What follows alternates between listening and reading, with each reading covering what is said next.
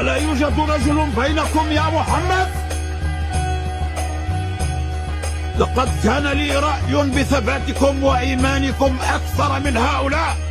يا محمد، يقال إنك جئت مع نساء المدينة لملاقاتنا. ترى هل يوجد بينكم رجل يا محمد؟